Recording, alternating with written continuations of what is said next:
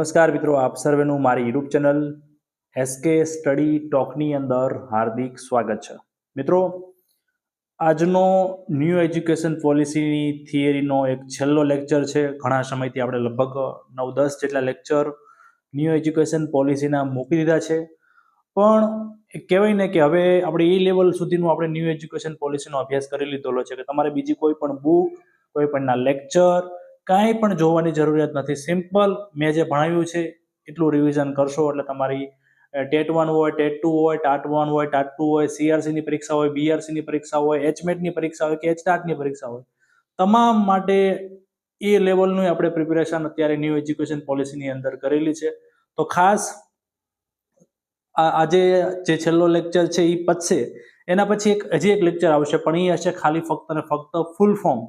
જે પરીક્ષામાં વારંવાર ન્યૂ એજ્યુકેશન પોલિસીને લગતા ફૂલ ફોર્મ પરીક્ષામાં પૂછાતા હોય છે, તો એ ફૂલ ફોર્મ માટેનો એક વિડીયો મૂકીશું અને એના પછી પૂછાયેલા પ્રશ્નો અને આવી રીતે આપણે ન્યૂ એજ્યુકેશન પોલિસી સંપૂર્ણ પૂરું કરીશું. તો અગાઉ આપણે આની પહેલાના જે લેક્ચર હતો 39 નંબરનો, એમાં આપણે પ્રકરણ નંબર 21 સુધીનો અભ્યાસ કર્યો હતો. તો હવે છે પ્રકરણ નંબર 22. તો આ 22 નંબરના પ્રકરણમાં મિત્રો શું છે, તો ભારતીય ભાષાઓ, કલા અને સંસ્કૃતિનું સંવર્ધન. ટૂંકમાં આ પ્રકરણની અંદર ખાલી એ બાબતો વિશે ચર્ચા કરવામાં આવી છે કે ન્યૂ એજ્યુકેશન પોલિસી જે અમલમાં મૂકવાની છે તબક્કા વાઇઝ, તો શાળાઓ હોય, કોલેજ હોય કે અન્ય બીજી સંસ્થાઓ હોય, એમાં જે ભારતની ભાષાઓ છે, ઘણી ખરી ભાષાઓ લુપ્ત થવાના આરે છે, ઘણી લુપ્ત થઈ ગઈ છે, તો બીજું તો એનું સંવર્ધન કરવાનું છે ગમે એમ કરીને, એની ટૂંકમાં જે એનો વિકાસ કરવાનો છે ભાષા લેવલે, ગમે એમ કરીને કલા અને સંસ્કૃતિનું સંવર્ધનની બાબત. તો એ બધું પહેલેથી જ એજ્યુકેશનમાં જેટલું ઇન્વોલ્વ કરશે એટલો જે ભાષા છે, કલા છે, સંસ્કૃતિનું સંવર્ધન છે એને ફાયદો થશે. તો એ બાબતે જ આ પ્રકરણની અંદર ચર્ચા કરવામાં આવી છે. આપણને ખ્યાલ છે એ મુજબ બંધારણની 8મી અનુસૂચિમાં કુલ કેટલી ભાષાઓ છે મિત્રો? તો બંધારણની 8મી અનુસૂચિમાં કુલ 22 ભાષાઓ છે. બીજું, ભારતીય ભાષાઓ, તુલનાત્મક સાહિત્ય, સર્જનાત્મક લેખન કલા, સંગીત, તત્વજ્ઞાન વગેરેના કાર્યક્ષમ વિભાગો અને કાર્યક્રમો સમગ્ર દેશમાં શરૂ કરવામાં આવશે. ટૂંકમાં આ જે ભારતીય ભાષાઓ છે, કલા છે, સંસ્કૃતિ છે, ગમે એમ કરીને એનો વિકાસ કરવા માટે આવા બધા જે વિવિધ અલગ અલગ પ્રોજેક્ટ અમલમાં મૂકવામાં આવશે, અમુક યોજનાઓ અમલમાં મૂકવામાં આવશે, અમુક કાર્યક્રમો કરવામાં આવશે. શેના માટે? તો ભારતીય ભાષાઓ, તુલનાત્મક સાહિત્ય, સર્જનાત્મક લેખન, કલા, સંગીત, તત્વજ્ઞાન. ટૂંકમાં આનો જે છે એ પહેલેથી પુનઃજીવિત કરવાની બાબત છે એ અહીંયા ચર્ચવામાં આવી છે. બીજું કે આ બધું જે છે એમાં કંઈક ને કંઈક ખર્ચો તો થવાનો જ છે, અને ખાસ જો કંઈક વધુ આગળ પડતું કરવું તો સંશોધન જે તે વિભાગની અંદર કરવું પડે. તો આ નીતિને કાર્યાન્વિત કરવા માટે તમામ ક્ષેત્રોમાં ગુણવત્તાયુક્ત સંશોધન માટે NRF ભંડોળ પૂરું પાડશે. અગાઉ પણ આપણે જે વિભાગો ભણ્યા હતા એમાં પણ NRF વિશે ચર્ચા કરી હતી. તો ખાસ એટલું યાદ રાખવાનું કે શિક્ષણને લગતા જ્યારે સંશોધનની વાત આવે ત્યારે પૈસા કોણ આપશે, અનુદાન કોણ આપશે? પરીક્ષામાં જો પ્રશ્ન પૂછાય કે સંશોધન માટે ભંડોળ કોણ પૂરું પાડશે, તો પરીક્ષામાં તમને NRF દેખાય તો તમારે પહેલા જ એ ટીક કરી દેવાનું, કેમ કે દરેક વિભાગ માટે પછી શાળા શિક્ષણ લેવલનું ઉપર લેવલ સંશોધનની બાબત આવે ત્યારે NRF નો રોલ જે છે એ અનુદાન માટે છે. તો ખાસ એ યાદ રાખજો. બીજું, ઉત્કૃષ્ટ સ્થાનિક કલાકારો અને કારીગરોને સ્થાનિક સંગીત, કલા, ભાષાઓ અને હસ્તકલાને પ્રોત્સાહન આપવા માટે મુલાકાતી અધ્યાપક તરીકે રાખવામાં આવશે. જો આ પ્રકરણ કેનું છે? આપણે કલાનો વિકાસ કરવાનો છે, ભાષાનો વિકાસ કરવાનો છે, સંસ્કૃતિનું જે છે એનું ઓલું કરવાનું છે. તો જે કારીગરો છે, જે તે કારીગરો મીન્સ કે સ્પેશિયલ અમુક કલાના જે ઉત્કૃષ્ટ કલાકારો છે, ઉદાહરણ તરીકે કોઈ એક કલાકાર છે કે જેને ભરતકામમાં PhD કરેલી છે, એને બહુ સારા એવા જિલ્લા લેવલનો કે રાજ્ય લેવલનો એ કલાકાર છે. તો એવા જે, આ તો ખાલી એક ઉદાહરણ આપ્યું, તો આવા કલાકારો છે, કારીગરો છે, તો એમને લેક્ચરર તરીકે રખાશે. અને એ બીજું જો આપણે પાઠ્યપુસ્તકો નથી ભણાવવાના, એમને પોતાની કલા ભણાવવાની છે. ઉદાહરણ તરીકે કોઈ ચિત્રકાર છે જે દેશ લેવલનો એક બહુ મોટો ચિત્રકાર છે, તો એ ચિત્રકાર તમે વિચારો કે શાળા બાળકોને કે એમને ભણાવવા આવે તો એ કેવી લેવલની એક આમ જે છે એ કલા વિદ્યાર્થીઓ ટૂંકમાં કયા લેવલ સુધીનું શીખી શકે. તો આ જ બાબત કહેવામાં આવી છે કે ઊંચા જે સ્થાનિક કલાકારો છે ઉત્કૃષ્ટ, એમને સંગીતકાર છે જે સારા એવા સંગીતકારો તો એ લેક્ચરર તરીકે આવે. તો આ બાબત છે એ ન્યૂ એજ્યુકેશન પોલિસીની અંદર કહેવામાં આવી છે. બીજું, એક ભારત શ્રેષ્ઠ ભારત. શું મિત્રો? એક ભારત શ્રેષ્ઠ ભારત અંતર્ગત દેશના 100 પ્રવાસન સ્થળોની ઓળખ કરવામાં આવશે, જેમાં શૈક્ષણિક સંસ્થાઓ વિદ્યાર્થીઓને આ સ્થળો અને તેમના ઇતિહાસ, વૈજ્ઞાનિક યોગદાન, પરંપરાઓ વગેરેનો અભ્યાસ કરવા મોકલાશે. ટૂંકમાં બીજું કંઈ નથી, ભારતની અંદર એવા 100 સ્થળો કે જે કંઈક જૂનો સારો એવો વારસો ધરાવતા હોય, ઇતિહાસ ધરાવતા હોય અને એની કંઈક અલગ ઓળખાણ હોય, તો એવા 100 સ્થળોની ઓળખાણ કરવામાં આવશે. કયા કાર્યક્રમ અંતર્ગત? એક ભારત શ્રેષ્ઠ ભારત અંતર્ગત. હવે વિદ્યાર્થીઓને જે ઉદાહરણ તરીકે આપણે ખજુરાઓ છે, ભારતની અંદર ગુજરાતની દરેક રાજ્યની અંદર કંઈક ને કંઈક આ પ્રકારના જૂની વાવો આવેલી હોય છે. તો આ રીતનું એ જગ્યાએ ઉમેદવારોને મોકલવાના. આપણે જુનાગઢની અંદર જે કંઈ જે શિલાલેખની બધું જે આવેલું છે, અશોકનો શિલાલેખની, તો વિદ્યાર્થીઓ ત્યાં જશે તો કંઈક ને કંઈક ઇતિહાસની બધું જાણશે. તો ખાસ એ બાબતે અહીંયા કહેવામાં આવ્યું છે કે 100 સ્થળ નક્કી કરવામાં આવશે અને 100 સ્થળને વિદ્યાર્થીઓને એના રિસર્ચ માટે અને એના માટે જે છે એ સ્થળે મોકલવામાં આવશે. એ ટૂંકમાં એક અભ્યાસનો એક ભાગ તરીકે હશે. બીજું, એક ભાષાના સારા સાહિત્યને બીજી ભાષામાં કે અન્ય વિદ્યાર્થીઓ માટે ઉપલબ્ધ કરાવવામાં આવશે. ઉદાહરણ તરીકે ગુજરાતી લિટરેચર છે, ગુજરાતી સાહિત્ય છે, તો ગુજરાતીનું જે સાહિત્ય છે, ઝવેરચંદ મેઘાણીએ જે લખેલું સાહિત્ય છે, તો બીજી ભાષામાં, ઉદાહરણ તરીકે હિન્દી ભાષામાં, ઉર્દુમાં, તમિલમાં, તો એ બાળકોએ પણ જો શીખવું હોય કે ટૂંકમાં એમના માટે ઉપલબ્ધ કરાવવું હોય, આ તો ખાલી એક ઉદાહરણ આપ્યું, તો એમને એ ખબર નહીં હોય કે ઝવેરચંદ મેઘાણીએ કેવું સાહિત્ય લખેલું છે. આ ઉપરાંત સૌરાષ્ટ્રની રસધાર ને એ બધું છે, તો એ બીજા ટૂંકમાં ખાલી તમિલનું જે સાહિત્ય હોય એમાં બેસ્ટ લેવલનું જે સાહિત્ય હોય તો એ ગુજરાતીમાં અથવા હિન્દીમાં ટ્રાન્સફર કરવામાં આવે. હિન્દીનું સાહિત્ય ટૂંકમાં એક ભાષાનું સાહિત્ય જે સારા લેવલનું હશે કે જેનાથી કંઈક ને કંઈક શિક્ષણ લેવલમાં ફાયદો થતો હોય તો એ સાહિત્યને બીજી ભાષામાં ઉપલબ્ધ કરાવવામાં આવશે. તો આના માટે એક સંસ્થા સ્થાપવામાં આવશે. તો ખાસ સંસ્થાનું ખાસ જે નામ છે, ફૂલ ફોર્મ છે, યાદ રાખજો, પરીક્ષામાં પૂછાઈ શકે છે. તો આના માટે ભારતીય અનુવાદ અને અર્થઘટન સંસ્થાન. શું મિત્રો? ભારતીય અનુવાદ અને અર્થઘટન સંસ્થાન, એટલે કે IITI. આ IIT નથી મિત્રો, વાય આઈ છે, IITI નું ફૂલ ફોર્મ પૂછાય તો Indian institute of translation and interpretation. શું મિત્રો? ખાસ યાદ રાખજો full form, Indian institute of translation and interpretation.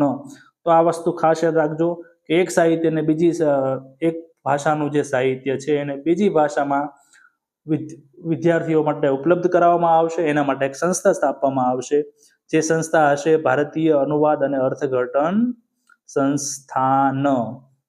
બીજું, ખાસ સંસ્કૃત, આમ તો ઘણી બધી બાબત કીધી છે, પણ સંસ્કૃત વિશે પણ કહેવામાં આવ્યું છે કે સંસ્કૃતને એક પ્રવાહવાળી પાઠશાળાઓ અને વિશ્વવિદ્યાલયો સુધી સીમિત ન રાખતા તેને શાળાઓમાં ત્રિભાષી સૂત્ર અંતર્ગત એક વિકલ્પ સ્વરૂપે તથા ઉચ્ચ શિક્ષણમાં પણ તેને મુખ્ય પ્રવાહોમાં લાવવામાં આવશે. ટૂંકમાં અહીંયા આપણે અગાઉ જે ત્રિભાષા સૂત્રનો અભ્યાસ કર્યો હતો કે બાળકોને first language, second language, third language, તો એમાં પણ સંસ્કૃતનો ઓપ્શન અપાશે. બીજું, ઉચ્ચ શિક્ષણ લેવલે, કોલેજ લેવલે આપણે જેવી રીતે ગુજરાતી માધ્યમ હોય, હિન્દી માધ્યમ હોય, તો એવી રીતે સંસ્કૃત માધ્યમ પણ જે ભવિષ્યમાં આ રીતનું માધ્યમ, પછી એવું નહીં કે સંસ્કૃત માધ્યમ એટલે એમાં પછી સંસ્કૃતને લગતું જ ભણવાનું. ઉદાહરણ એવું આમાં કહેવામાં આવ્યું છે ન્યૂ એજ્યુકેશન પોલિસીમાં કે ઉદાહરણ તરીકે કોઈ એન્જિનિયરિંગનો સ્ટુડન્ટ છે તો એને પણ એન્જિનિયરિંગ જો કરવું હોય તો હિન્દી માધ્યમમાં કરે. હિન્દી ઈ લેવલની એમાં વાત કરવામાં આવી છે. ખરેખર કેટલું અમલીકરણ થાય છે એ તો ભવિષ્યમાં આપણે જોશું, પણ આ બાબત અહીંયા કહેવામાં આવી છે કે શાળા લેવલે ત્રિભાષી સૂત્ર અંતર્ગત એક વિકલ્પ સ્વરૂપે અને ઉચ્ચ શિક્ષણમાં પણ તેને મુખ્ય પ્રવાહમાં લાવવામાં આવશે. તો આ જે છે એ NEP 2020 ની અંદર કહેવામાં આવ્યું છે. પ્રકરણ નંબર 22 મિત્રો આટલું જ. હવે છે પ્રકરણ નંબર 23. 23 નંબરનું પ્રકરણ છે તકનીકીનો ઉપયોગ અને સમન્વય. તકનીકી એટલે મીન્સ કે ટેકનોલોજી. હવે તમને પણ ખ્યાલ છે અત્યારે ટેકનોલોજીનો યુગ છે, તો મેક્સિમમ એજ્યુકેશનની અંદર જો ટેકનોલોજીનો ઉપયોગ થાય તો ચોક્કસથી એજ્યુકેશનની અંદર સારા રિઝલ્ટ આવે. તો એ માટે મેક્સિમમ સરકારે પ્રયત્નો કરવાના છે, રાજ્ય લેવલની સરકાર હોય, કેન્દ્ર સરકારની સરકાર હોય, કે ટેકનોલોજીનો ઉપયોગ જે છે એ શાળા શિક્ષણ, ઉચ્ચ શિક્ષણ કે અન્ય કોઈ પણ શિક્ષણની અંદર ટેકનોલોજીનો ઉપયોગ થાય. અત્યારે તમને ખ્યાલ છે એઆઈ ટેકનોલોજી, આપણે ઇન્સ્ટાગ્રામ કે એ બધું આપણે વાપરતા હોઈએ છીએ અને અત્યારે જોતા હોઈએ છીએ કે એઆઈ કયા લેવલ સુધી પહોંચી ગયું છે. આપણે અમુક વિડીયો જોઈએ છીએ કે આપણને લાગે એકદમ ઓરિજિનલ જ એ વિડીયો જે છે એ એકદમ ઓરિજિનલ જ હોય, પણ ખરેખર એ વિડીયો ઓરિજિનલ નથી હોતો, કમ્પ્યુટર દ્વારા જનરેટર હોય છે, કમ્પ્યુટરે બનાવેલો હોય છે. અત્યારે ખાસ ટ્રેન્ડિંગમાં હાલે છે, તમે ખ્યાલ હશે વ્લોગ જે છે એ આમ વાંદરો બોલતો હોય ને નમસ્કાર મિત્રો હું અહીંયા છું. તો એ કયા લેવલ સુધી પહોંચી ગયું છે તમને અત્યારે સોશિયલ મીડિયાથી ખાસ ખ્યાલ આવે છે.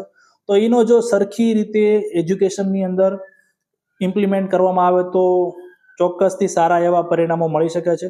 તો આ બાબત જ અહીંયા કહેવામાં આવ્યું છે કે શિક્ષણના વિવિધ પાસાઓને સુધારવા માટે મહદઅંશે ટેકનોલોજી તકનીકીનો ઉપયોગ કરાશે. ઉદાહરણ તરીકે એઆઈ ટેકનોલોજી. આ સિવાયની ઘણી બધી ટેકનોલોજી હશે મિત્રો, તો એ તમામનો ઉપયોગ આપણે એજ્યુકેશનની અંદર કરવાની વાત અહીંયા કહેવામાં આવી છે. સોરી. હવે આજે ટેકનોલોજીની આપણે વાત કરી તો એના માટે એક ફોરમની રચના કરવામાં આવશે. શા માટે ફોરમ? તો આ ફોરમ સુનિશ્ચિત કરશે કે મેક્સિમમ એટલે કે વધારેમાં વધારે પ્રમાણમાં અને અસરકારક રીતે જે ટેકનોલોજી છે એનો ઉપયોગ આપણે એજ્યુકેશનની અંદર કરી શકીએ. તો આ ફોરમ છે રાષ્ટ્રીય શૈક્ષણિક તકનીકી ફોરમ, NETF. આ ફોરમની રચના કરવામાં આવશે. NETF નું નામ છે નેશનલ એજ્યુકેશનલ ટેકનોલોજી ફોરમ. ઘણા કહેશે સાહેબ કેટલી બધા ફોરમ, કેટલા બધા ઓર્ગેનાઇઝેશન NEP-માં કેટલું બધું રચવાની વાત કરી છે, પણ મિત્રો આમાં ભલામણો તો કરી છે, પણ ખરેખર સરકાર ભવિષ્યમાં કેટલું અસરકારક કામ કરે છે, જો આ બધી વસ્તુ જે પ્રમાણે કીધી છે એ પ્રમાણે થાય છે તો જ જે ચોક્કસ જે લક્ષ્યાંક આપવામાં આવ્યો છે 2030-40 સુધીમાં અસરકારક રીતે કાર્યાન્વિત અવસ્થામાં જે NEP 2020 જે છે એ આવી જશે. તો એના માટે સરકારે જે કીધું છે એ 100% સરખી રીતે અમલમાં મૂકવું પડશે. બીજું, આટલા બધા ફોરમની બધી વાત કરી તો તમારે પરીક્ષામાં પણ આ ખાસ એક વસ્તુ યાદ રાખજો કે મિક્સ ન થઈ જાય. આપણે ઘણા બધા પ્રકરણ જોઈએ, આમાં 27 પ્રકરણ છે, તો એમાં દરેકમાં કંઈક ને કંઈક નવું સ્થાપવાની વાત કરી છે, સંસ્થા સ્થાપવાની વાત કરી છે, તો એ બધું ભેગું ન થઈ જાય એ ખાસ ધ્યાન રાખજો. બીજું, એના માટે ભેગું ના થાય એના માટે શું કરવાનું? તો મિત્રો મેક્સિમમ રિવિઝન કરવાનું, 5 વાર 10 વાર. આ એક ટોપિક એવો છે કે આમાંથી પ્રશ્ન હું ગેરંટી મારું છું કે પરીક્ષામાં આવવાનો જ છે. તો ખાસ આપણે પહેલેથી જ ફિક્સ હોય કે આમાંથી 1-2 માર્કનું આવવાનું હોય કે 5-7 માર્કનું આવવાનું હોય, તો 1 માર્ક શા માટે જતો કરવો? એટલા માટે પરીક્ષાના આગલા દિવસે પણ એકદમ છેલ્લી વાર રિવિઝન જો કરવાનો સમય મળતો હોય તો પહેલા NEP 2020 કરાય, બીજું કંઈ કરાય નહીં. ચલો હવે થોડુંક છે એ પતાઈએ, આગળ જોઈએ. ટૂંકમાં જે આ ફોરમ છે એનું ફૂલ ફોર્મ શું છે? National educational technology forum. આ NETF જે આ ફોરમ છે એ તકનીકીને વધુમાં વધુ અસરકારક ઉપયોગમાં આવે એ માટે તે મુખ્ય સંસ્થા તરીકે કામ કરશે. ટૂંકમાં આ ફોરમનું બીજું કંઈ કામ નથી, એ ફક્ત એ જ કામ કરશે કે જે ટેકનોલોજી છે, તકનીકી છે, એને મેક્સિમમ અમલમાં કઈ રીતે મૂકવી, એ શાળા શિક્ષણની બાબત હોય કે ઉચ્ચ શિક્ષણની બાબત હોય. આગળ જોઈએ.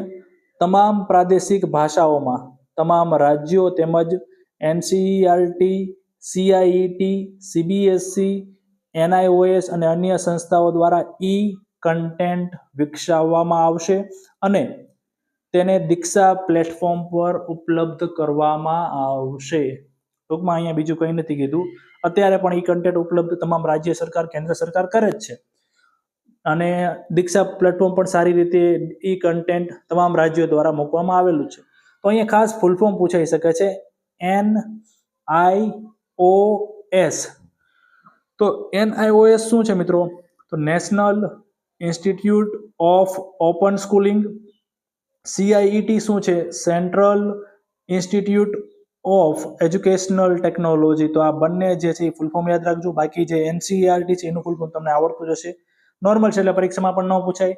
સીબીએસઈ છે એનું ફૂલ ફોર્મ પણ તમને આવડતું હશે, central board of secondary education, તો એનું પણ પરીક્ષામાં ફૂલ ફોર્મ ના પૂછાય.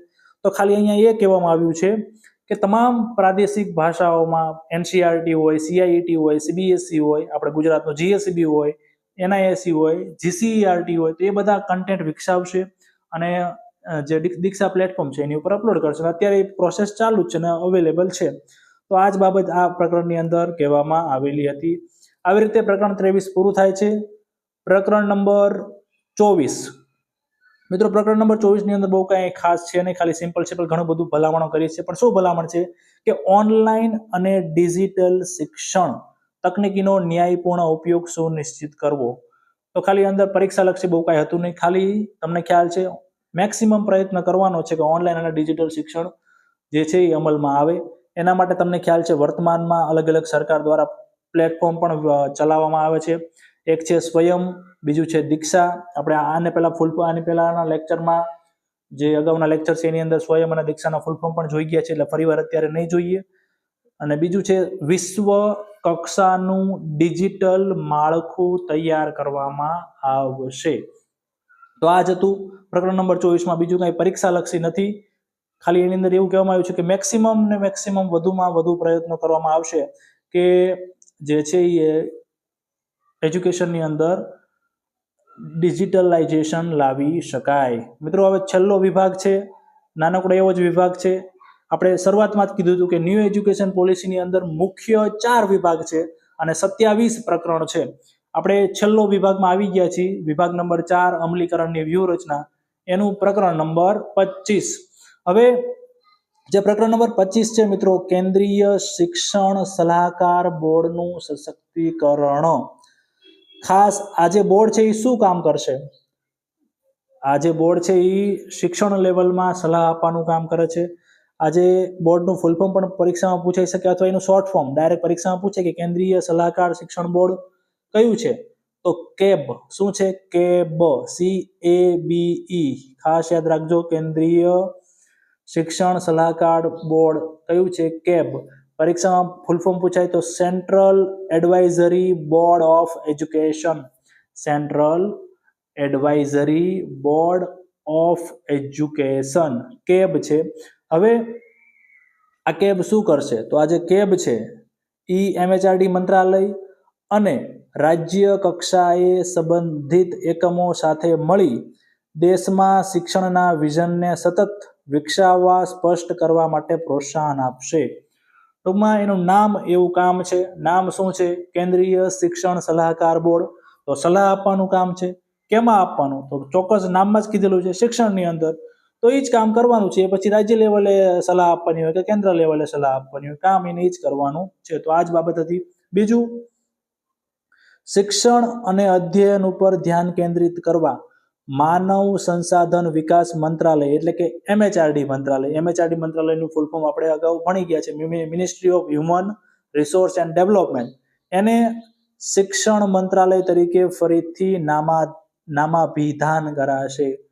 ટૂંકમાં આ ઇમ્પોર્ટન્ટ છે, પરીક્ષામાં કદાચ પૂછાઈ જાય. આપણું જે શિક્ષણ મંત્રાલય છે, શિક્ષા હિન્દીમાં કહે તો શિક્ષા, ઇંગ્લિશમાં કહે તો મિનિસ્ટ્રી ઓફ એજ્યુકેશન, MOE. તો પહેલા શિક્ષણ મંત્રાલય તરીકે જ ઓળખાતું હતું, પણ પછી મને એક્ઝેક્ટ વર્ષ નથી ખ્યાલ, એવું લાગે તો તમને જો ખાસ વર્ષ ખ્યાલ હોય કે કયા વર્ષમાં જે MHRD મંત્રાલયને શિક્ષણ મંત્રાલયની જગ્યાએ MHRD મંત્રાલય કરવામાં આવ્યું હતું, તો કમેન્ટ બોક્સમાં કમેન્ટ કરજો. બીજું તો એ કેવા અત્યારે NEP 2020 ની અંદર ભલામણ કરવામાં આવી હતી કે જે MHRD મંત્રાલય છે, માનવ સંસાધન વિકાસ મંત્રાલય છે, એનું નામ બદલીને હવેથી શિક્ષણ મંત્રાલય તરીકે ઓળખાશે. ટૂંકમાં હાલ જે MHRD છે એ કયા નામ તરીકે ઓળખાય છે? તો શિક્ષા મંત્રાલય, શિક્ષણ મંત્રાલય. તો આ પ્રકરણની અંદર એટલું જ હતું. હવે આગળનું પ્રકરણ નંબર 26, નાણાકીય વ્યવસ્થા બધાને પરવડે તેવું ગુણવત્તાયુક્ત શિક્ષણ. ટૂંકમાં આ પ્રકરણની અંદર ખાસ જે પૈસાની બાબત છે એ વિશે ચર્ચા કરવામાં આવી હતી. આવડી મોટી ભલામણો કરવામાં આવી છે મિત્રો. તો પૈસા તો વપરાવાના, ઘર બનાવવું હોય તો પૈસા તો વપરાવાના. તો અહીંયા ખાસ પૈસાના વહીવટની બાબત અને કેટલો ખર્ચ કરવો એ બધું કહેવામાં આવ્યું છે. એટલે પરીક્ષાલક્ષી ખાસ એટલું હતું કે ભારતમાં શિક્ષણ પરનો જાહેર ખર્ચ જે જીડીપી છે, જે ગ્રોસ ડોમેસ્ટિક પ્રોડક્ટ છે, જીડીપીના 6% જેટલો કરવાનો છે. ટૂંકમાં તમારી પાસે જો ભારતમાં 100 રૂપિયા હોય તો 6 રૂપિયા શિક્ષણ પાછળ ખર્ચવાની જે વાત છે એ અહીંયા કહેવામાં આવે. પરીક્ષામાં પૂછાય એવું છે, આઈએમપી છે. અગાઉ પણ પહેલો જ લેક્ચર હતો ત્યારે પણ આ બાબતે ચર્ચા કરી હતી કે ભારતમાં શિક્ષણ પાછળ કેટલા ટકા રૂપિયા ખર્ચવાની વાત એનઈપી 2020માં કરવામાં આવી છે, તો 6%. હાલ કેટલા અંદાજે ખર્ચવામાં આવે છે, તો જે 17-18નું જે બજેટનું સર્વેક્ષણ હતું એ મુજબ 4.43% છે. તો એને વધારીને 6% કરવાની બાબત જે છે એનઈપી 2020ની અંદર કરવામાં આવી છે. છેલ્લું પ્રકરણ છે અમલીકરણ. ઘણા લોકો કહેતા હશે માંડ પ્રકરણ નંબર 27 પહોંચ્યા. પણ મિત્રો, જે કરવું એ બેસ્ટ કરવું, ભલે વાર લાગે પણ એકદમ કરી નાખો એટલે તમારે બીજે ક્યાંય આ વસ્તુ કરવાની ન પડે. એ સ્ટ્રેટેજીથી આપણે આગળ ચાલીએ છીએ. એટલે વાર લાગશે, ઓલો આપણે નથી કહેતા ડાયલોગ, વાર લાગશે પણ આવશે મજા, એના જેવી બાબત છે. તો છેલ્લું પ્રકરણ છે અમલીકરણ. અહીંયા ખાસ કેવી રીતે આટલી બધી જોગવાઈઓ કરેલી છે એનઈપી 2020માં, તો કેવી રીતે અમલીકરણ કરવું એ બાબતો કહેવામાં આવી છે. તો એનઈપી 2020ના અસરકારક અમલીકરણ માટે કેન્દ્ર અને રાજ્ય કક્ષાએ વિષય મુજબ નિષ્ણાતોની અમલીકરણ સમિતિ બનાવવામાં આવશે. જો શું કીધું છે, અમલીકરણ કરવાનું છે તો આના માટે એક સમિતિ બનાવવામાં આવશે. એ રાજ્ય કેન્દ્ર લેવલે પણ આવશે, રાજ્ય લેવલે પણ આવશે, ભવિષ્યમાં કદાચ જિલ્લા લેવલે, તાલુકા લેવલે પણ આવી શકે કે અસરકારક જે છે એ અમલીકરણ થાય. તો આવી રીતે ટૂંકમાં અમલીકરણ કરવાનું છે. બીજું સૌથી ઇમ્પોર્ટન્ટ કે આ અમલીકરણ ક્યાં સુધીમાં થઈ જશે, આટલી બધી ભલામણો કરી છે, તો સંપૂર્ણ અમલીકરણ છે એ 2030-40નો દાયકો સમજો છો મિત્રો. દાયકો એટલે 10 વર્ષનો જે સમયગાળો હોય એને દાયકો કહેવાય. તો 2030-40ના દાયકા સુધીમાં આખી જે ન્યૂ એજ્યુકેશન પોલિસી એટલે કે નેશનલ એજ્યુકેશન પોલિસી છે એ અમલમાં આવી જશે. આ પ્રશ્ન પરીક્ષામાં પણ પૂછાઈ ગયો છે. કયા દાયકા સુધીમાં? 2030-40ના દાયકા સુધીમાં. તો મિત્રો, આ સાથે આપણે એનઈપી 2020 છે એ પૂરું કર્યું. આના પછીનો લેક્ચર આપણે એક ફૂલ ફોર્મનો મૂકીશું અને એના પછી એક આપણે જે પૂછાયેલા પ્રશ્નો છે એ મૂકીશું.